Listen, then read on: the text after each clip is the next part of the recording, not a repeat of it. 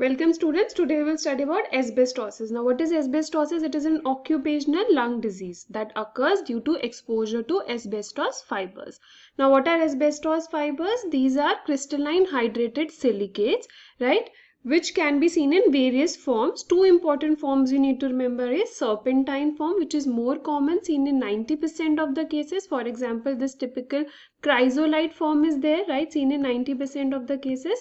And the other is amphibole variant, right? Other is amphibole variant, which is more pathogenic and has a higher association of development of malignancy, right? So it is an occupational lung disease, number one, which occurs due to exposure to asbestos fibers, which can be of predominantly two types. Number one is serpentine, example chrysolite form, seen in 90% of the cases, and the other is amphibole variant, which is more pathogenic and has a higher risk of development of malignancies such as malignant mesothelioma, right? So it is a family of pro-inflammatory crystalline hydrated silicates. That means due to exposure of these silicate fibers, there is a development of inflammatory cascade, right? These are pro-inflammatory in nature, which later leads to stages or pathogenesis such as pulmonary fibrosis and various forms of malignancies.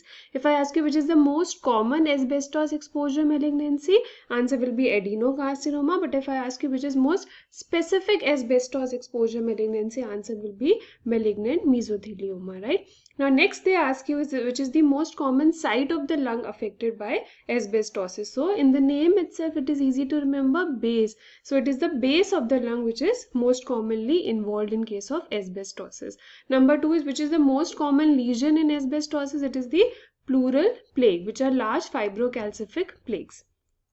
Next is pathogenesis. So I told you these asbestos fibers are inhaled, right?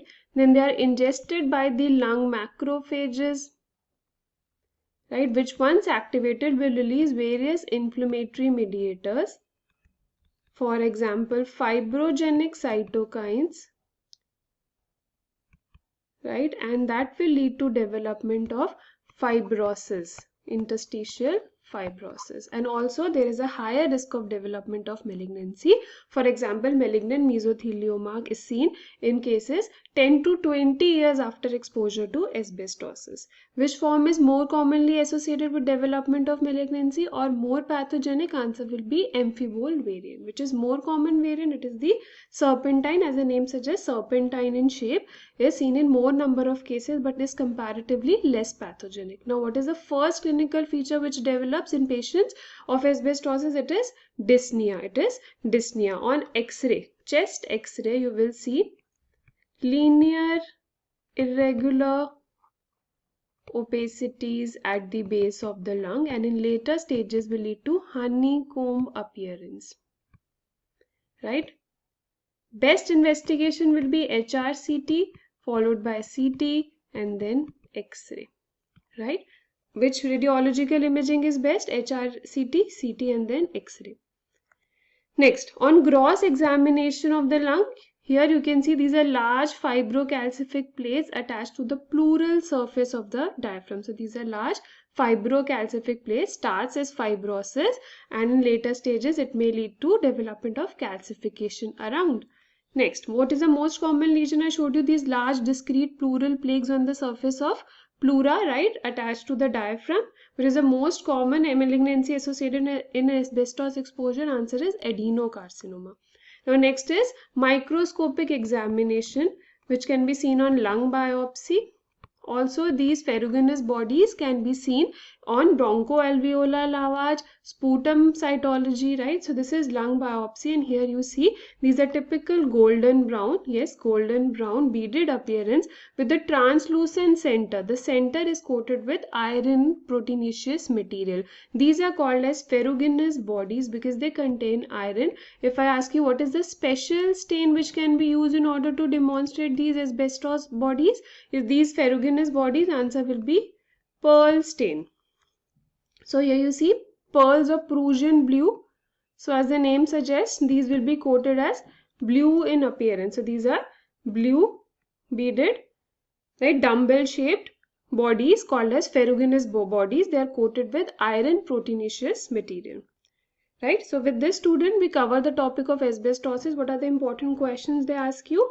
Yes, number one, what it is an occupational lung disease which occurs due to serpentine form in 90% cases, but which is more pathogenic, it is the amphibole variant. Then which is the most common site? From the name itself you can remember it is the base of the lung.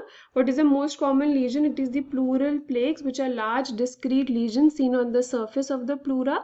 Right, most common malignancy associated adenocarcinoma, most specific malignancy associated, it is the malignant mesothelioma. Right, so with this student we cover the topic of asbestosis, and you should not forget these ferruginous bodies, which are golden brown beaded appearance containing the central iron containing proteinaceous material, because of which they are stained positive with Prussian blue. As they are named blue, they will be blue in color. So these dumbbell ferruginous bodies, they can be seen on lung biopsy, right, bronchoalveolar lavage, etc. So with this student we complete our topic of asbestosis.